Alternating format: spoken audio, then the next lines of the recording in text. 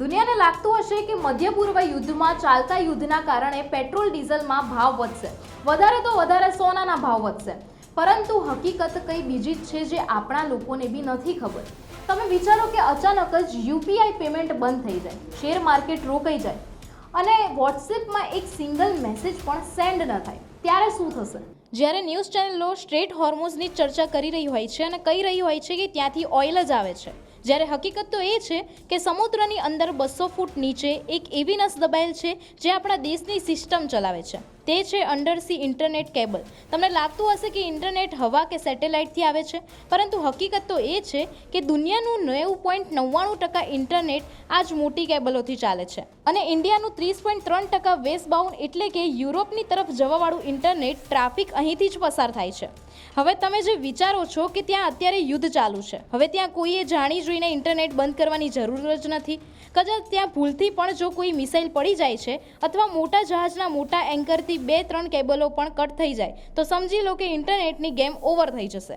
અને જો આવું થાય છે તો ઇન્ડિયા અને ગલ્ફ દેશોમાં ઇન્ટરનેટ બંધ થઈ જશે, બેન્કિંગ સિસ્ટમ ક્રેશ અને તમારો ફોન એક રમકડું બની જશે. આપણે લોકો આકાશમાં પડતી મિસાઇલો ગણી રહ્યા છીએ, જ્યારે કે આનાથી મોટી તબાહી તો સમુદ્રની નીચે આપણી રાહ જોઈ રહી છે. માત્ર એક જ કટ અને બધું જ શાંત. રિપોર્ટ અનુસાર 2 ક્ષેત્રો સૌથી વધુ જોખમમાં છે: હોર્મુઝ સ્ટ્રેટ અને બાબ અલ મંડેબ સ્ટ્રેટ, જે લાલ સમુદ્રમાં સ્થિત છે. આ બંને માર્ગો નીચે ફાઇબર ઓપ્ટિક કેબલનું મોટું નેટવર્ક ચાલે છે. એવો દાવો કરવામાં આવી રહ્યો છે કે હોર્મુઝ સ્ટ્રેટમાં સમુદ્રની નીચે ખાણો અથવા ખતરનાક વસ્તુઓ નાખવામાં આવી છે જે શિપિંગને અસર કરે છે. ઈરાન સમર્થિત હુથી જૂથો લાલ સમુદ્રમાં જહાજો પર હુમલો કરી રહ્યા છે. બંને વિસ્તારો એવા સ્થાનો પર આવેલા છે જ્યાં સમુદ્રની અંદર ઇન્ટરનેટ કેબલ નાખવામાં આવે છે.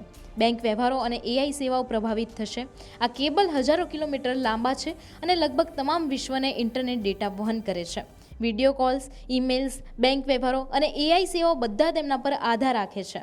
હોર્મુઝ સ્ટ્રેટના સૌથી સાંકડા બિંદુ પર પાણીની ઊંડાઈ ફક્ત 200 ફૂટ છે, જેના કારણે આ કેબલ નુકસાન માટે સંવેદનશીલ બને છે. અહેવાલો અનુસાર લાલ સમુદ્ર અને હોર્મુઝ સ્ટ્રેટ ક્ષેત્રમાં લગભગ 20 મુખ્ય કેબલ અસ્તિત્વમાં છે. આમાંથી 17 કેબલ લાલ સમુદ્રમાંથી પસાર થાય છે, જે યુરોપ, એશિયા અને આફ્રિકાને જોડે છે.